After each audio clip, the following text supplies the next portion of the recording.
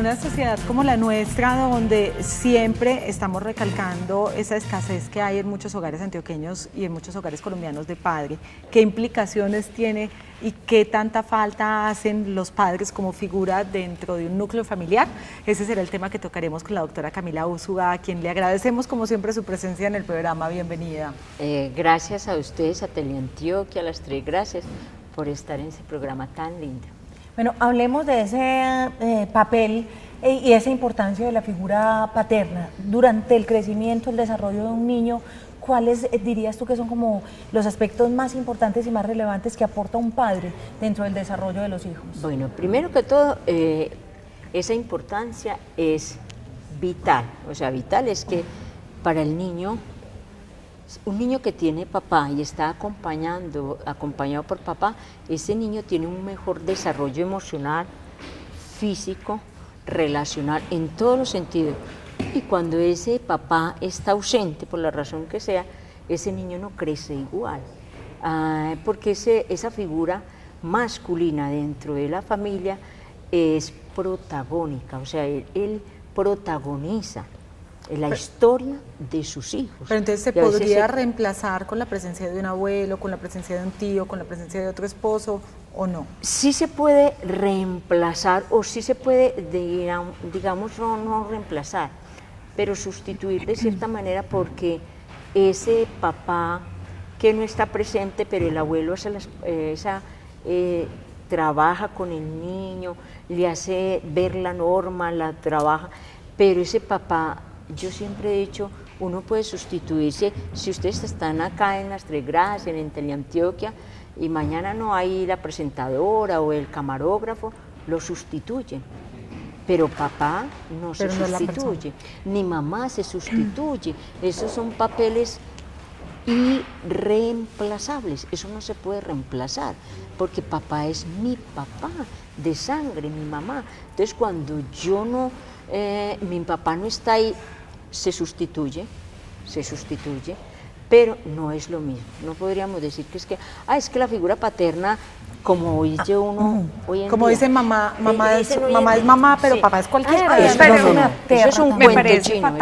Eso es un cuento chino. Ahí, doctora Camila, yo le quería hacer una pregunta, y va muy a lo que estamos hablando en ese momento, porque yo siento que la ausencia de papá se puede ver a muchas cosas. Primero, porque ellos no quieren. Segundo, porque nosotras las mujeres minimizamos esa labor.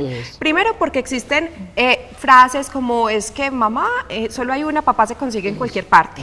Y otra, porque muchas veces por nuestro afán de proveer todo y de creer que somos las únicas capaces de hacerlo de una manera correcta, entonces desplazamos al papá dentro de su labor. No, es que no le ponga el pañal porque usted no sabe. Y yo voy a dejar al hijo solo con el papá, no, es que de pronto se aporrea.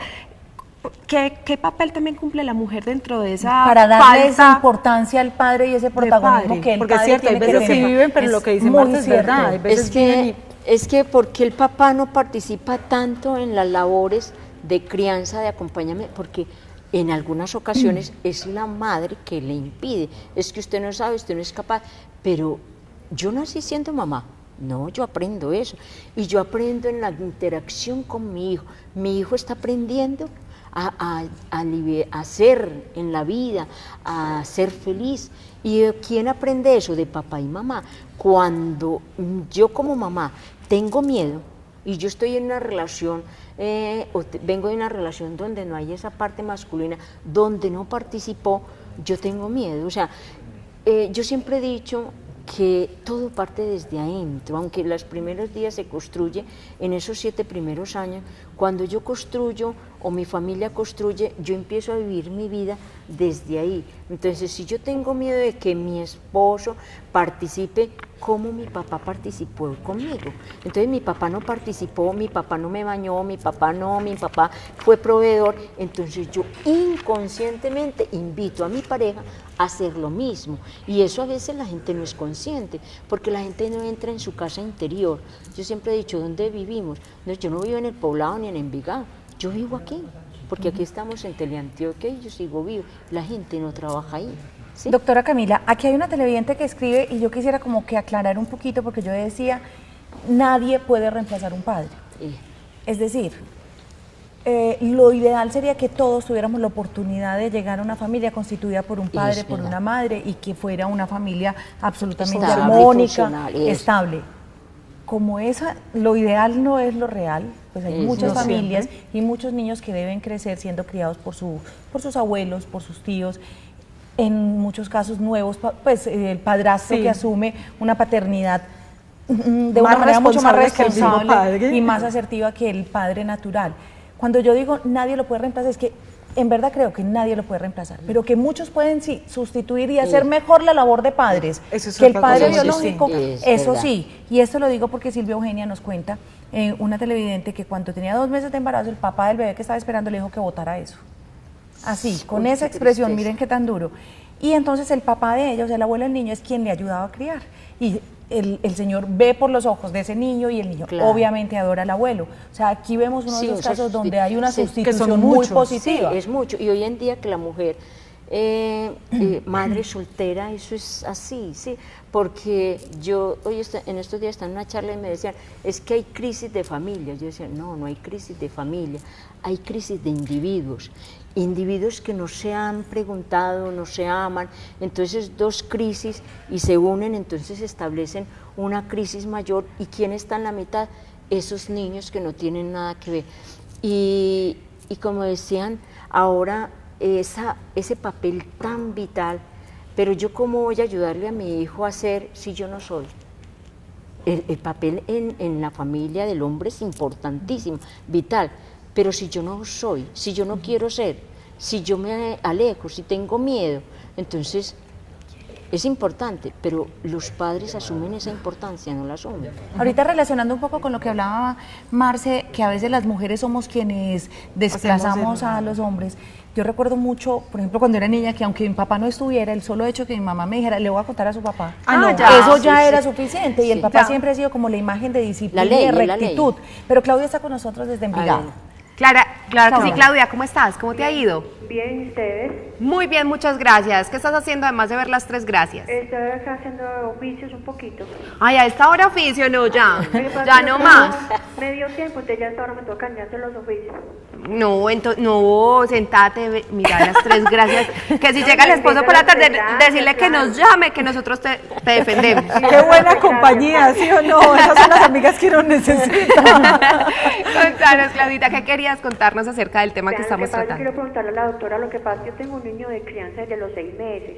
La mamá se fue y no volvió por él. El niño en este momento va a cumplir 13 años y él me dice que quiere ir a ver a la mamá, o sea, ya él sabe dónde está ella. Yo le quiero preguntar a la doctora que si él puede ir a ver, o sea, que si lo dejo ir, porque el temor mío es que el niño no vuelva. Bueno, la pregunta es muy clara. El niño está contigo, pero tiene la mamá y en este momento está preguntando y quiere ir a verla, ¿cierto? Que ya la tiene Él ubicada. sabe que yo no soy la mamá. Ya sabe dónde está mamá. Él sabe, o sea, yo sé dónde está la mamá en este momento y él sabe que yo no soy la mamá. Y él me dice que quiere ir a verla en estas vacaciones, pero el temor mío es que no vuelva. Tienes miedo.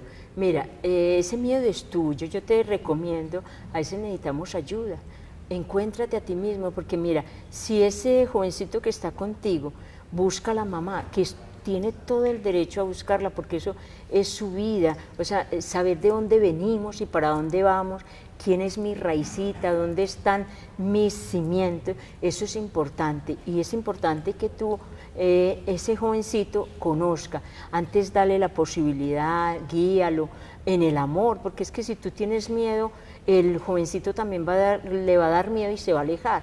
Cuando uno tiene miedo, se aleja. Si yo le tengo miedo a una rata, yo me voy, pero si yo acepto que no me hace nada, que es un animal indefenso, yo me acerco. Entonces yo te recomiendo que trabajes ese miedo para que le puedas dar una buena asesoría a tu amado hijo o tu amado hijastro para que lleguen a términos buenos. Muchas veces se necesita Sí, eso. por eso, si ella está bien por dentro, le hace un buen acompañamiento, inclusive va con él, va de la señora, establece un vínculo muy directo Sano. con él.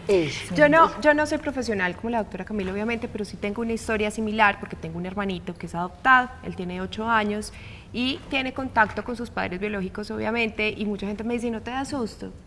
y la verdad no, nunca nos ha dado susto porque es tanto el amor que recibe Juan Di en la familia de nosotros, tanto lo que nos quiere, que así él vaya, esté con su madre biológica, la salude, siempre vuelve a nosotros, Claro, siempre, al hogar. exacto, Porque, reconoce su hogar como el de nosotros y de verdad ese proceso es supremamente sano, el que él conozca a su familia Claro. biológica, que sepa desde el principio cuál es la realidad, que se ha adoptado, en fin, porque esa es su realidad. Entre otras y cosas porque el niño negarle tiene como 13 esa años. Y Exacto. quiere. Es una edad de preguntas, es Eso, una edad y en la está que en uno esa quiere edad que saber. quiere existencial, donde se pregunta yo para dónde vengo, de dónde voy, qué voy a hacer con mi vida. Y conocer toda nuestra historia nos permite a nosotros avanzar hacia un futuro, ¿cierto? Aquí hay una televidente que tiene 10 añitos y mira lo que dice. Ay, Hace qué 3 belleza. años vive con su papá, su mamá y ella, pero siente que le da igual vivir con él o no.